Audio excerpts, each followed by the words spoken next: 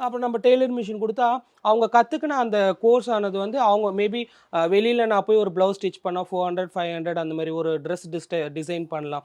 So அவங்களுக்கு தேவையானத அவங்க டிசைன் பண்ணிக்கலாம். இல்ல வீட்ல அக்கம் பக்கம் இருக்கிறவங்களுக்கு தச்சு குடுத்து அவங்க ஏர்ன் பண்ணிக்கலாம் அது மூலியமா. இல்லைன்னா அந்த சர்டிஃபிகேட் வச்சு எங்கன்னா ஒரு கார்மெண்ட்ஸ்லயோ இல்ல எங்கன்னா வந்துட்டு வொர்க்குக்கு போலாம்.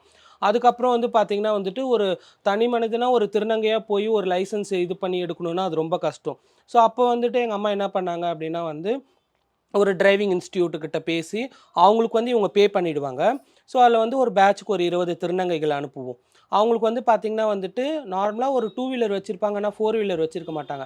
அதனாலேயே அவங்க கிட்ட வந்துட்டு அம்மா பேசி ரெக்வெஸ்ட் பண்ணி, நார்மலா வந்துட்டு ஒரு சிசெட் மக்களுக்கு 15 நாள் கிளாஸ் டிரைவிங் அப்டின்னா, இவங்களுக்கு வந்து 25 நாள் கிளாஸா அவங்க வந்து எக்ஸ்டெண்ட் பண்ணி, அவங்க கேட்டு ரெக்வெஸ்ட் பண்ணி, அந்த 25 நாள் இவங்க கிளாஸ் போனோனே, அவங்களே எல்எல்ஆரும் அப்ளை பண்ணி குடுத்து, டெஸ்ட் டிரைவ் அனுப்பி லைசென்ஸும் எடுத்து குடுத்துருவோம்.